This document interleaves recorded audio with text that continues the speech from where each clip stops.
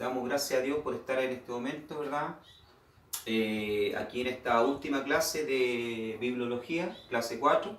Hoy ya estamos terminando esta materia. Damos gracias al Señor por todo lo que hemos aprendido. Que el Señor bendiga a los hermanos que están a través de internet siguiéndonos en YouTube. Un gran abrazo aquí del Pastor Alejandro desde la ciudad de Quilpué. Y vamos a entrar entonces en nuestro material. Vamos a la página 9.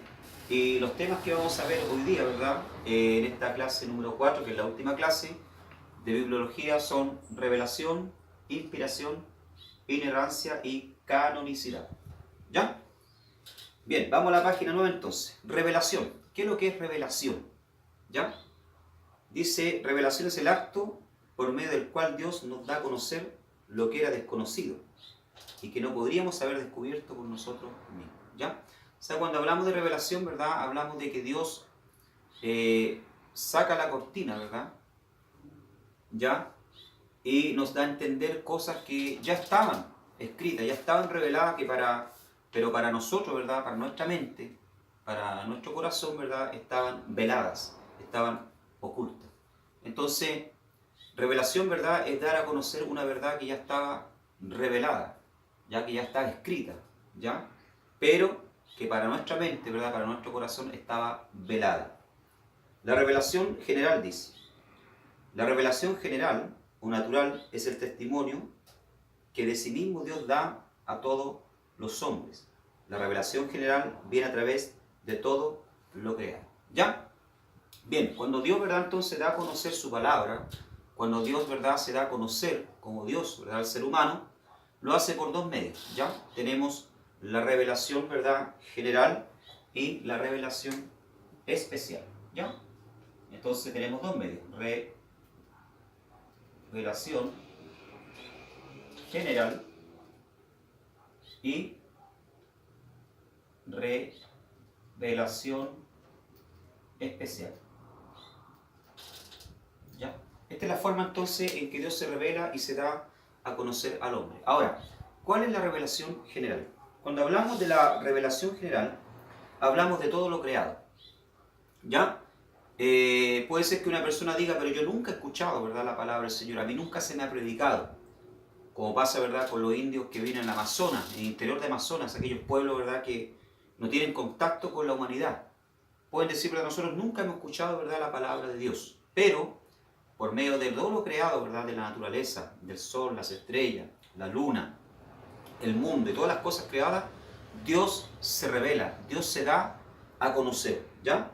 La naturaleza, ¿verdad?, es un medio por el cual Dios se da a conocer al hombre y a la mujer, ¿ya? Así lo dice la palabra del Señor en Romanos capítulo 1, verso 19-20, porque la ira de Dios se revela desde el cielo contra toda impiedad e injusticia de los hombres, que detienen con injusticia la verdad, porque lo que de Dios se conoce le es manifiesto, pues Dios se lo manifestó, porque las cosas invisibles de Él, su eterno poder y deidad, se hacen claramente visibles desde la creación del mundo, siendo entendida por medio de las cosas hechas, de modo que no tienen excusa. Entonces, dice la palabra del Señor, el apóstol Pablo en la carta a los Romanos, ¿verdad?, que la ira de Dios se revela contra la humanidad, con juicio muchas veces, porque los hombres detienen la verdad de Dios, ¿ya? A pesar de que Dios le está mostrando que Él existe por medio de las cosas creadas, los hombres, ¿verdad?, se endurecen y no quieren, ¿verdad?, acercarse a Dios, no quieren reconocer, ¿verdad?, que todo lo creado ya ha sido creado por el Señor. Entonces, una de las formas, ¿verdad?,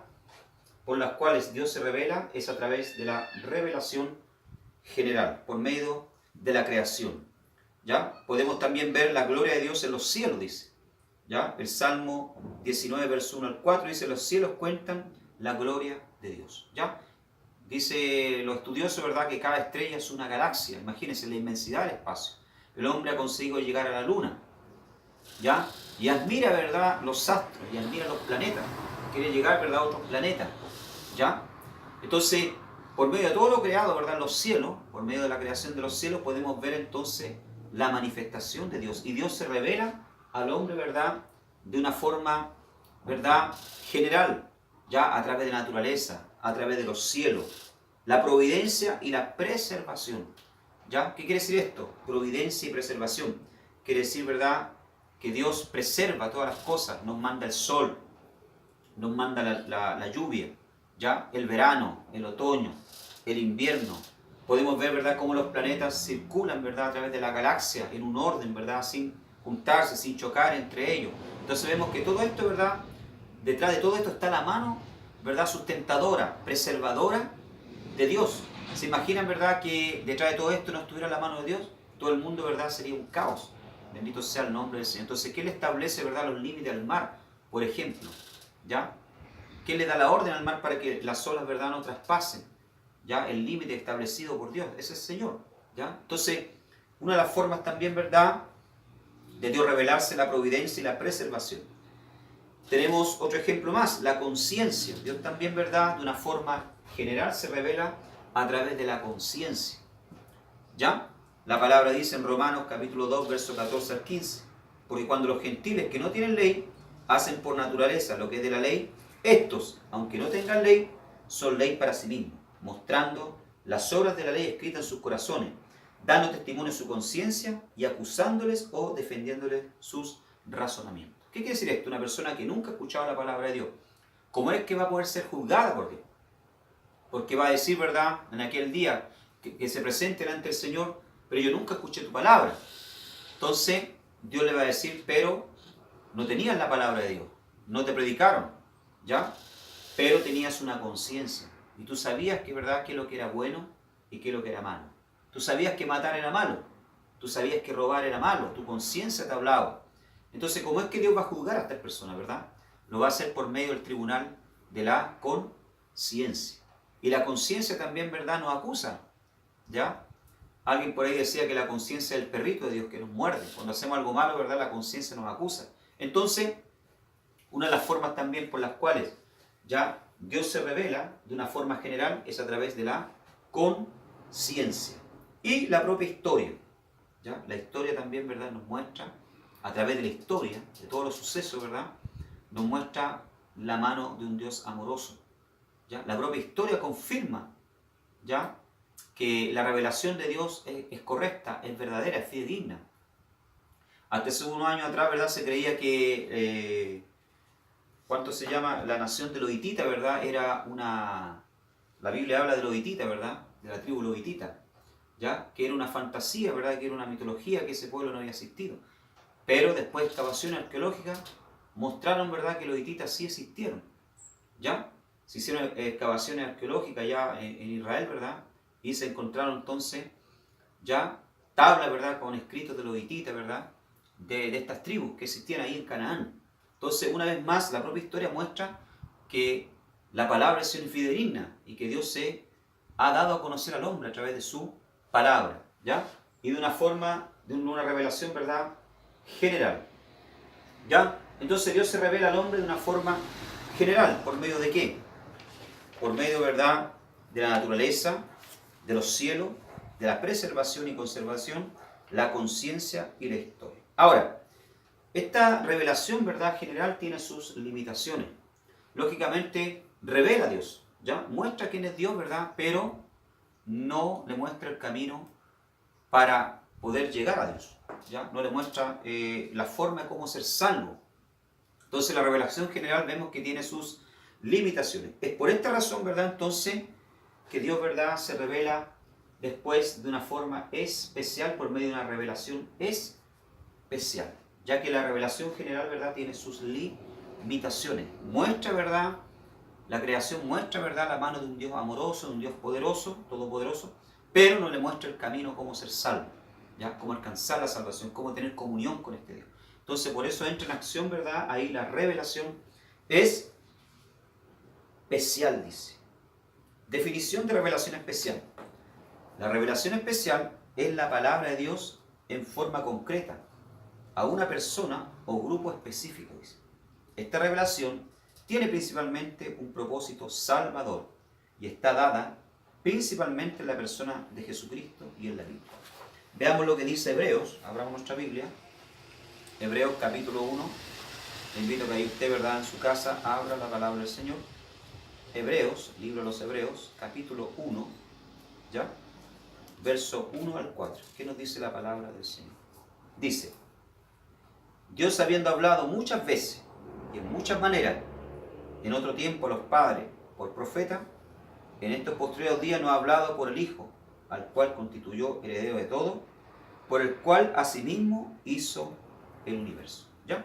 Entonces dice la Escritura, ¿verdad? Dios habiendo hablado de muchas maneras en el pasado, los padres. ¿Quiénes son los padres, verdad? Los patriarcas. ¿Ya? Y de muchas maneras, dice, a través de profetas, etc. Por medio de muchas manifestaciones, en estos postreros tiempos nos ha hablado entonces por medio de su Hijo, Jesucristo.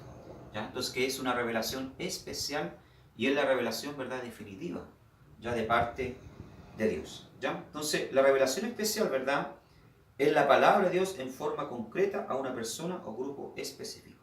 Esta revelación tiene principalmente un propósito salvador. ¿Ya? O sea, la revelación general no podía salvar al hombre, le mostraba a Dios, ¿verdad? Pero no le mostraba el camino a la salvación, hacia Dios.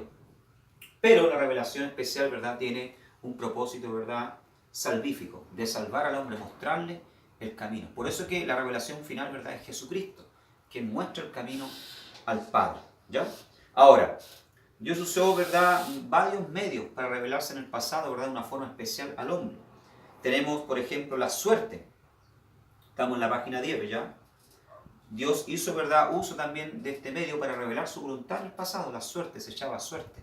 Ya lo vemos en el libro de Hechos, ¿verdad?, de los apóstoles, ya cuando, en el capítulo 1, cuando se escoge al sucesor de Judas. Ya la palabra del Señor dice que habían dos candidatos, Juan llamado Justo y Matías. ¿Ya? La palabra del Señor dice que los apóstoles, ¿verdad?, echaron suerte, no se sabe cómo era, ¿verdad?, si era una moneda a la época, ¿verdad?, o había una forma, ¿ya? La palabra del Señor no especifica, pero se echaba suerte creyendo que en la suerte que se echaba, ¿verdad?, estaba la voluntad de Dios. Y la palabra de Dios dice entonces que salió elegido Matías como sucesor, ¿verdad?, de Judas, ¿ya? Y vino a ser uno, ¿verdad?, de los 12, ¿ya?, apóstoles. Entonces se buscaba, ¿verdad?, la voluntad del Señor por medio de la suerte, y Dios se revelaba su voluntad, ¿verdad?, por medio de la suerte. También tenemos el Urim y Tumim, ¿ya? Tenemos Éxodo capítulo 28, verso 30, Levíticos 8, 8, eran dos piedras, ¿verdad? Una se llamaba luces y perfección, ¿ya? Hay algunos comentadores que dicen que cuando se consultaba, ¿verdad?, por Urim y Tumim, que eran dos piedras que el sumo sacerdote tenía en el efod, ¿verdad?, ¿ya? Dice que si la voluntad de Dios era que algo se hiciese, ¿verdad?, o se llevase a cabo, una luz se encendía de las piedras, ¿ya? Y cuando no, permanecían, ¿verdad?, apagadas las dos piedras, ¿ya? Entonces, esos son comentarios, no hay nada, ¿verdad?, que lo demuestre, ¿verdad?, ya, pero son comentarios que se hacen. Entonces, Urim y Tumim, ¿verdad?, se utilizaba para saber cuál era ya la voluntad de Dios, y Dios revelaba por medio de esta forma, ¿verdad?, de esta manera, a sus siervos, ya su voluntad. Otro medio por el cual Dios revelaba su voluntad eran los sueños, ¿ya? Este medio fue usado por Dios desde Génesis hasta el libro de Hechos de los Apóstoles. Y yo creo que hoy en día también Dios habla por sueños, ¿ya? Hay que tener ojo con los sueños. A veces los sueños son cartas de Dios, las cuales hay que abrirlas. No solamente en el pasado vemos personas que soñaban, ¿verdad?, y Dios les revelaba su voluntad, como, ¿verdad?, tenemos el caso de José, ¿ya? Bendito sea el nombre del Señor, de Daniel, ¿ya? Tenían sueños, ¿verdad?, y Dios les revelaba su voluntad por medio de sueños. En el Nuevo Testamento también tenemos ejemplos de José, ¿ya?, esposo de María. Dice la palabra del Señor, ¿verdad?, que José tenía duda en cuanto al embarazo de María, si era obra del Espíritu Santo, ¿verdad? Pero dice la palabra del Señor que Dios entonces mandó un ángel para decirle a José que tomase a María como su esposa, porque lo que en el vientre de ella había, ¿verdad?, era concebido por el Espíritu Santo. Entonces vemos que también Dios habla en el Nuevo Testamento a través de sueños. La visión, con frecuencia los sueños revelatorios y la visión están muy relacionadas. La visión puede ocurrir mientras se duerme o mientras está despierto. Por lo general, ¿verdad?, las visiones son cuando se está despierto, como el ejemplo, ¿verdad?, de Pedro, cuando estaba orando al Señor y se le apareció en visión, dice, un lienzo. Ya estaba orando allá en Jope, ¿verdad?, en la casa de un amigo, un cierto Simón el curtidor, dice la palabra del Señor. Se le aparece entonces un lienzo, ¿verdad?, lleno de animales limpios e inmundos, y escucha una voz que le dice: Pedro, mata y come. Ya entonces él tuvo, ¿verdad?, una visión, ¿ya? también Dios revelaba su voluntad especial por medio, ¿verdad?, de visión. Tenemos la teofanía. Una teofanía es una manifestación visible de Dios. ¿Ya? ¿Qué es lo que es una teofanía, verdad? Es una manifestación de Dios en forma humana. Dios asume, ¿verdad?, la forma humana de hombre. Lo tenemos un ejemplo, ¿verdad?, en el libro de Josué, cuando estaban a punto de entrar a Jericó, ¿verdad? Josué vio una teofanía, ¿verdad? Vio un guerrero, ¿ya? Bendito sea el nombre del Señor, con espada, ¿verdad? Y le pregunta, ¿eres tú de los nuestros, ¿verdad?, o de nuestro enemigo? Y él le dice, ¿verdad?, que era uno de los enviados, un ángel de Jehová, ¿verdad? Un ángel del Señor, ya enviado. Entonces eso es una teofanía, Dios asumiendo, ¿verdad?, forma de hombre, ¿ya? Por lo general en el Antiguo Testamento, ¿verdad?, el ángel de Jehová era la persona de Cristo. Bendito sea el nombre del Señor. Tenemos también los ángeles como espíritus ministradores enviados para servicio de los que serán herederos de la salvación. ¿Ya? Tenemos el ejemplo, ¿verdad?, del ángel Gabriel en el Nuevo Testamento anunciando entonces el nacimiento de Cristo a María.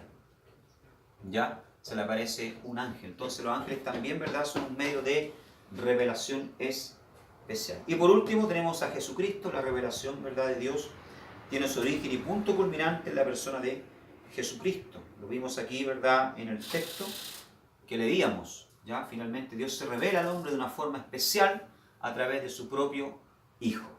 ¿Ya? Entonces es una revelación especial.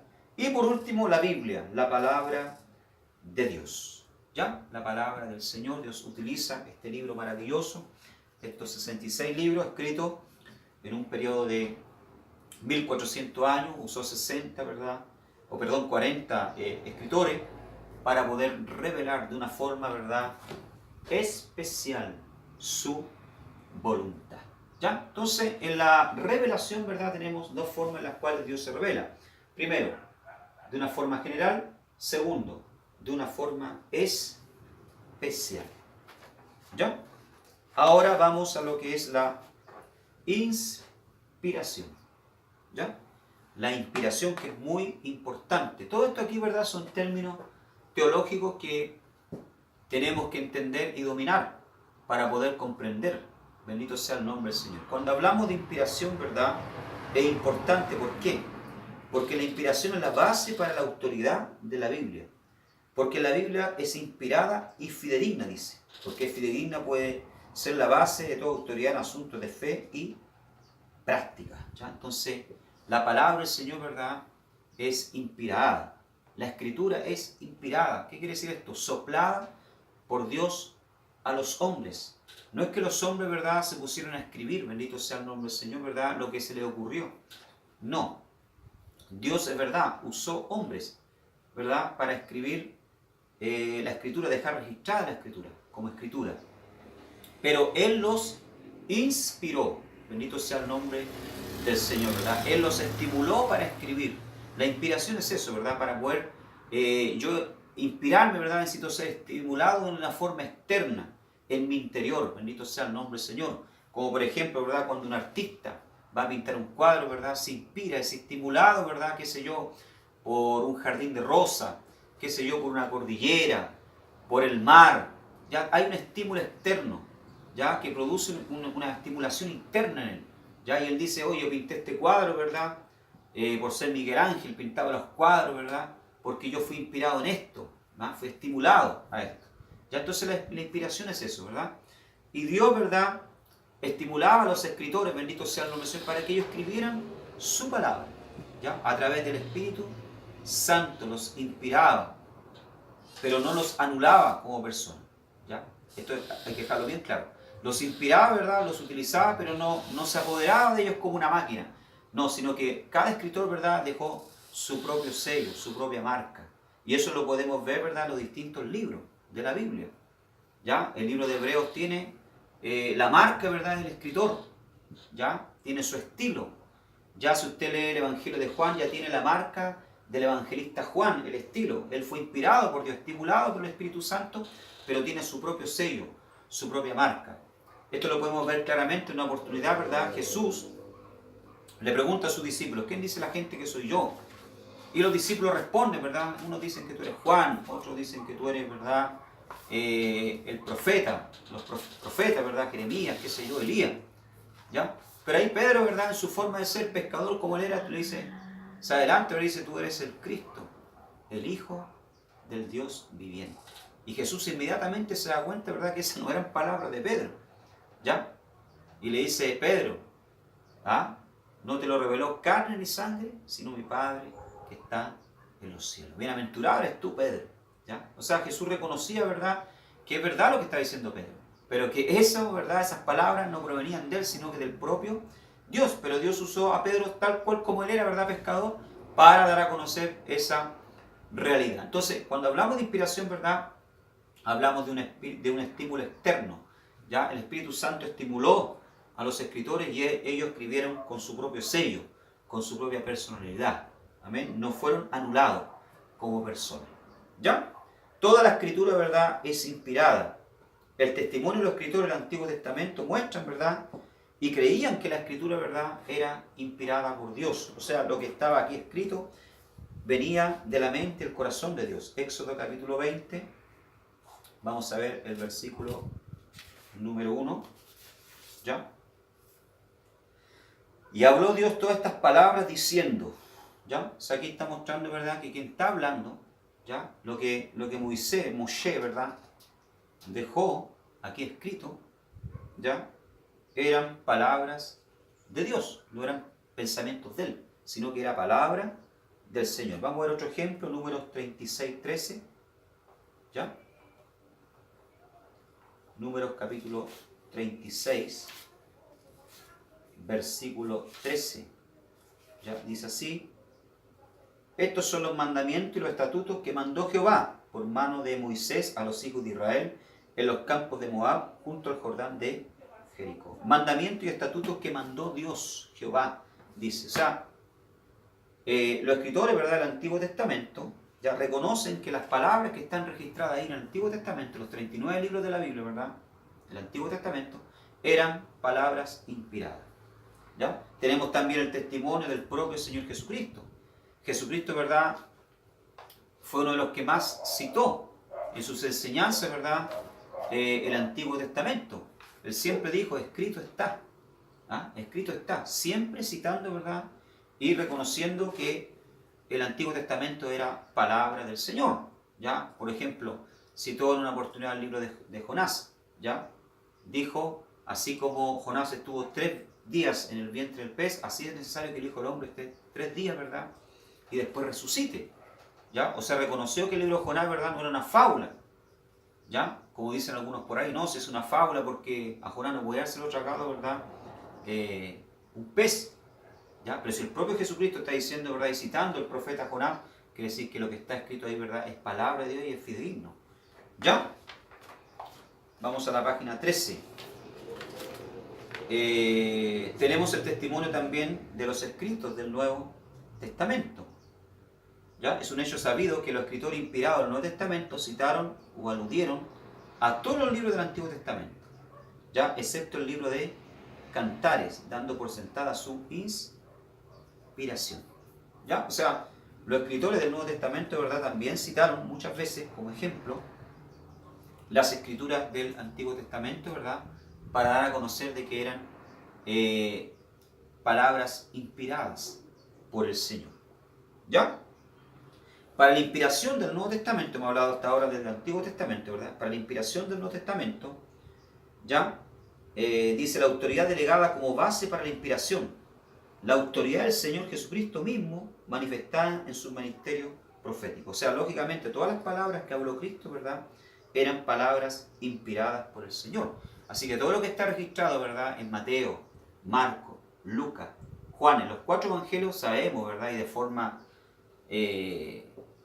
ya sin duda alguna son palabras inspiradas por el Señor. ¿Ya? Tenemos también el testimonio de los escritos del Nuevo Testamento. Por ejemplo, Pablo da evidencia para la inspiración de los escritos de Lucas. ¿Ya? Pedro para la inspiración de los escritos de Pablo. Y Judas para los de Pedro. O sea, los propios, ¿verdad?, apóstoles reconocían, tanto el uno como el otro, ¿verdad?, que las palabras que ellos escribían, ¿verdad?, eran palabras inspiradas por el Señor. ¿Ya? Bien. Dice, vamos a ver acá en la página número 14, la letra B, dice la inspiración como producto. ¿Ya? ¿Qué es lo que es la palabra entonces inspirada? ¿Ya? La palabra inspiración, ¿verdad?, viene del griego, de una palabra llamada theopneustos.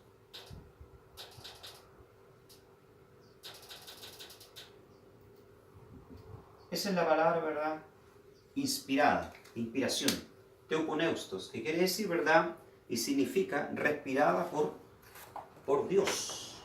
¿Ya? O sea, la palabra, ¿verdad?, acá, theopneustos, quiere decir, ¿verdad?, que la palabra de Dios fue respirada por Dios. El propio Dios, ¿verdad?, sopló, ¿ya?, respiró, ¿verdad?, en el corazón, en la mente de los discípulos, ¿verdad?, las palabras que Él quería, ¿verdad?, que quedaran registradas. ¿Ya? Por eso dice la Escritura en 2 Timoteo, capítulo 3, verso 16, toda la Escritura es inspirada, soplada, ¿verdad?, ¿ya? Respirada por Dios. Toda la Escritura. ¿Ya? Yo no puedo decir, ¿verdad?, no, es que esto aquí no es inspirado. Este libro no es inspirado. O esta acá tampoco es inspirado. No.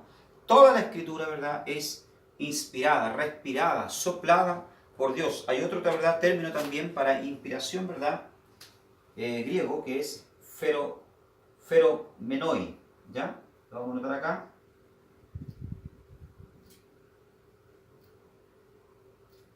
Y que tiene 8 significados. ¿Ya?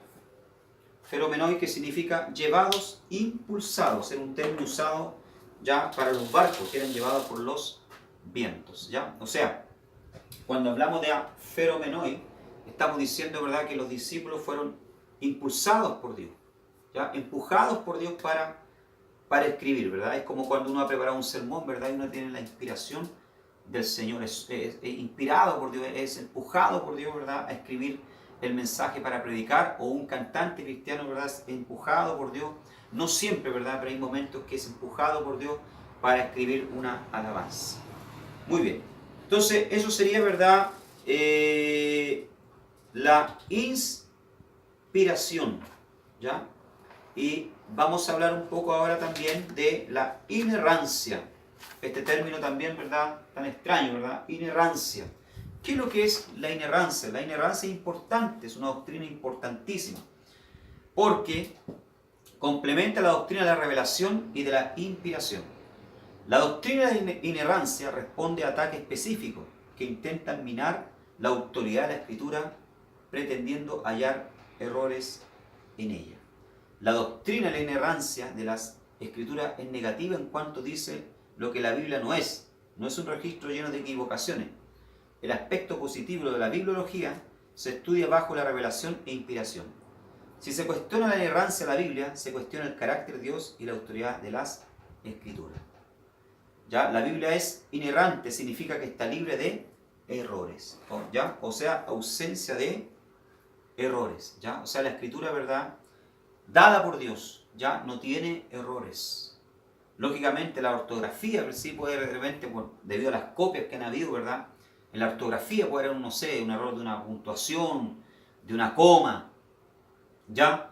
Pero la palabra de Dios, inspirada, ¿verdad?, por el Señor, es inerrante, o sea, ya está libre de errores. Ahora, ¿por qué?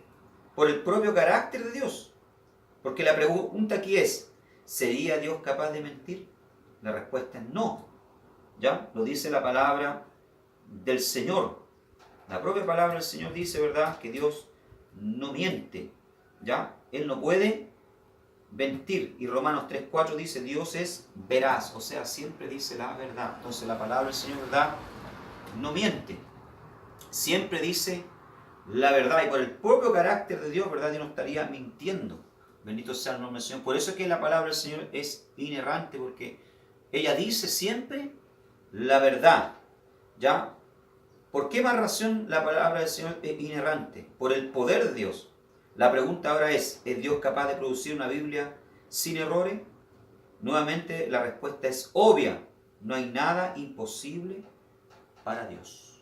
¿Ya? O sea, Dios puede producir, ¿verdad?, un libro sin errores, porque Él es Dios. Amén. Ahora, este término inerrante, infalible, sí podemos usarlo para la Escritura, porque la palabra de Dios es inerrante, sin errores, es infalible. ¿Ya? Usted puede procurar buscarle errores, ¿verdad? Ella es fidedigna históricamente. Históricamente, arqueológicamente se ha comprobado ya ciudades, nombres de pueblos, de tribus, que están escritas acá, ¿verdad? Y que con los años, ¿verdad?, se han excavado y se han encontrado. Nombres ríos, ciudades, ¿ya? Que hasta hace unos años atrás, ¿verdad?, se desconocían. Pero después la propia arqueología ha comprobado. Entonces, la propia Biblia muestra, ¿verdad?, que es inerrante históricamente. ¿Ya? Científicamente también, no es un libro de ciencia, pero sí contiene ciencia. ¿Ya? Por ser el libro de Job, muestra que la Biblia, la palabra del Señor, muestra que el mundo, ¿verdad?, está colgando en el espacio. Ya hablaba, el libro de Job hablaba sobre eso. ¿Ya? Que la tierra está colgando sobre el vacío. Los antiguos, ¿verdad?, civilización antigua creían, ¿verdad?, que el mundo lo sostenía una tortuga. ¿Ya? Otro que lo sostenía un gigante en sus hombros. ¿Ya? Pero la palabra se dice, ¿verdad?, que está sobre el vacío. ¿Y quién, verdad, sostiene la tierra? Es Dios. ¿Cómo es que Cristóbal Colón descubrió que la tierra, verdad, no era plana, sino redonda? Por la palabra del Señor, porque Dios se pasea por el círculo de la tierra, dice el profeta. Entonces Cristóbal Colón descubrió eso. ¿Ya? Por medio de la Escritura. Entonces ahí vemos que la palabra del Señor es inerrante, libre de errores, infalible. Ahora, este término infalible, la Iglesia Católica lo utiliza para el Papa y la propia Iglesia Católica. Dicen que la Iglesia y el Papa son infalibles, que no tienen errores. Pero hemos visto, ¿verdad?, este último tiempo cómo el Papa ha tenido que muchas veces salir a pedir perdón y la propia Iglesia a través de la historia ha cometido muchos errores. Pero quien es inerrante e infalible es la palabra del Señor. Amén. Entonces ese es el término, el significado de la palabra inerrante. Y ahora por último vamos a hablar de la canonicidad. ¿Ya? Del canon. ¿Qué significa la palabra canon? Significa, ¿verdad?, caña de medir. En hebreo, ¿verdad?, la palabra canon significaba eso. Era, ¿verdad?, una medida. Como hoy en día nosotros usamos, ¿verdad?, las winchas de medir. Antes usaba, ¿verdad?, una caña para poder, ¿verdad?, tener una medida.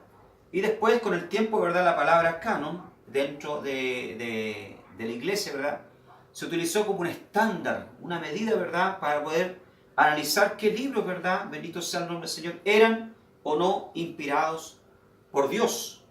¿Ya? Porque créanme ustedes, fue un gran problema para la iglesia durante mucho tiempo. Hubieron libros que casi quedaron, ¿verdad?, fuera del canon, ¿verdad?, debido a los estándares que se tuvo que colocar para poder saber qué libros sí eran inspirados por Dios o no. Recuerden ustedes, ¿verdad?, que en el periodo intertestamentario, ¿ya?, a través de los 400 años de silencio entre Malaquías, ¿verdad?, y el libro de Mateo, de los Evangelios, se escribieron muchos libros apócrifos, libros, ¿verdad?, que no eran inspirados por el Señor. ¿Ya?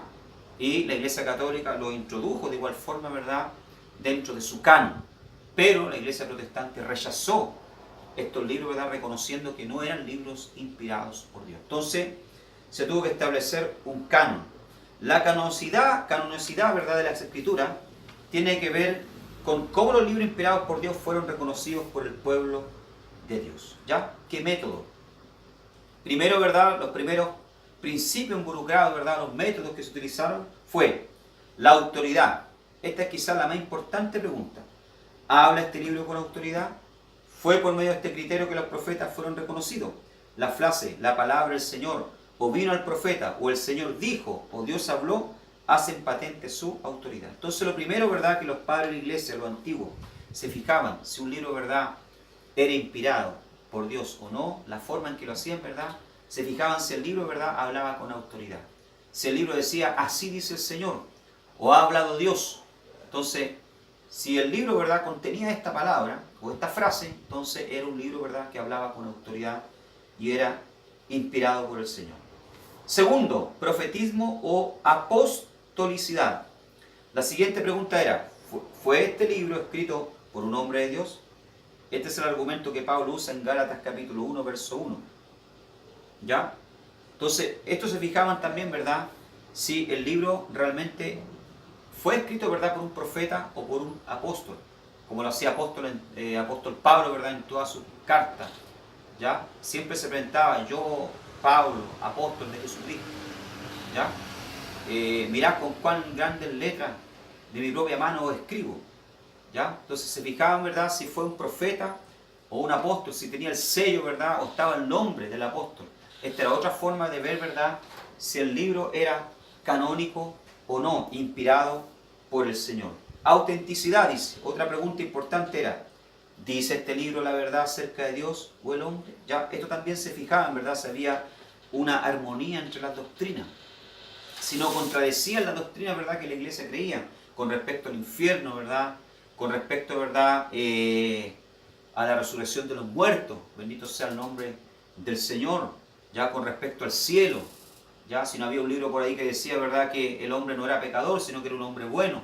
Entonces, si había un libro así, ¿verdad?, que contradecía la doctrina, entonces no era un libro auténtico, no era un libro canónico, ¿ya? Poder intrínseco, dice. ¿Evidencia este libro el poder de Dios? Si un escrito no da evidencia de tener poder para transformar la vida, se concluía que no podía venir de Dios, porque la palabra del Señor dice en Hebreos capítulo 4, verso 12, que toda palabra del Señor, ¿verdad?, es como espada cortante, dice. La palabra de Dios es viva y eficaz, y es como espada cortante que atraviesa el corazón, ¿ya? O sea, tiene poder para transformar. Ya cuando uno lee los libros de la Biblia, una enseñanza le dejan, ¿ya? La palabra del Señor, ¿verdad?, nos reprende, nos exhorta, produce vida en nosotros, un cambio. Entonces también se fijaban, ¿verdad?, si esta palabra o esta escritura o este libro tenía un poder. Si no era un libro, ¿verdad?, como el libro de Mormón, como por ejemplo, cuando uno lee, ¿verdad?, no siente, no le transmite nada, ¿ya? No le produce nada al corazón, a la mente del hombre, ¿ya? Entonces ellos también se fijaban mucho en esto. Otra forma de ver, ¿verdad?, si un libro era canónico o no, era la recepción. ¿Ha sido este libro aceptado generalmente por el pueblo de Dios en comparación con los criterios actuales? ¿Ya? O sea, se fijaban, ¿verdad?, si en forma general, ¿ya?, la iglesia lo aceptaban como un libro canónico. Como les digo, hubieron muchos libros que casi quedaron, ¿verdad?, fuera del canon. Como por ejemplo, Martín Lutero, ¿verdad?, no aceptaba ya el libro de Santiago, porque el libro de Santiago habla acerca de la fe y las obras, ya que la fe sin obras es muerta. Entonces Santiago, como venía saliendo, ¿verdad?, tenemos que entender como, Martín Lutero venía saliendo de una religión que le enseñaba que la salvación se alcanzaba por medio de obras, y ahora se encuentra con una carta, con una epístola, ¿verdad?, que le dice que hay que tener obras, porque la fe sin obras es muerta. Entonces Martín Lutero no aceptaba esto. Decía que no, que el libro de Santiago no tenía que ser un libro, ¿verdad?, que estuviese dentro del canon de las Escrituras y que por él lo sacaría, ¿ya? Pero con el tiempo, ¿verdad?, los estudiosos se fueron dando cuenta, y quienes juntaron el canon, ¿verdad?, del Nuevo Testamento, ¿ya?, y de toda la Biblia, se dieron cuenta que el libro de Santiago sí decía la verdad y sí era un libro inspirado por Dios, porque realmente la fe sin obra es muerta. Tenemos que tener fe, pero también tenemos que mostrar fruto, tener obra como hijos del Señor, ¿ya? Entonces, estos son los criterios, ¿verdad?, y los métodos usados para reconocer si un libro era canónico o no, ¿ya? Finalmente, página 17, debe entenderse que el reconocimiento de la canonicidad fue un proceso sobrenaturalmente dirigido por el Espíritu Santo. Obviamente sabemos, ¿verdad?, que el Espíritu Santo ya estimuló y guió a los hombres de Dios, ¿verdad?, para que pudiesen saber qué libros, ¿verdad?, eran canónicos o no.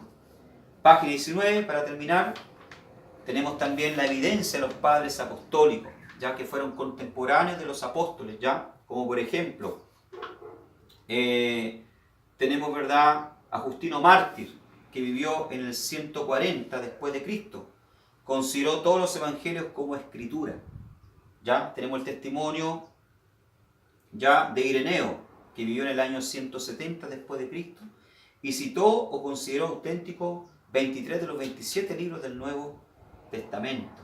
Tenemos Clemente de Alejandría, que vivió en el 200 después de Cristo, tiene una lista casi idéntica, pero omite 2 de Timoteo y 2 de Juan. ¿Ya? Tenemos el testimonio también de Policarpo, que vivió en el 150, fue uno de los más casi contemporáneos, ¿verdad? Y se dice que fue discípulo del apóstol Juan. Citó Mateo, el Evangelio de Juan y epístolas de Pablo, de Primera de Pedro y Segunda de Pedro. O sea, Policarpo, ¿verdad?, fue casi un contemporáneo de los otros discípulos también y discípulo del apóstol Juan, y ya reconocía, ¿verdad?, el Nuevo Testamento como libros, ¿verdad?, canónicos, ¿ya? O sea, eran libros inspirados por el Señor. Amén. Muy bien, llegamos hasta acá entonces con bibliología. Espero que este estudio haya sido de gran bendición para ustedes, ¿verdad?, para poder conocer algo más de la palabra del Señor. Amén. Que el Señor les bendiga, los incentivo a seguir estudiando con las otras materias que vienen ahora, ¿verdad?, estimulándolo a que puedan crecer en el conocimiento, en la gracia del Señor Jesucristo. Que el Señor les bendiga. Amén.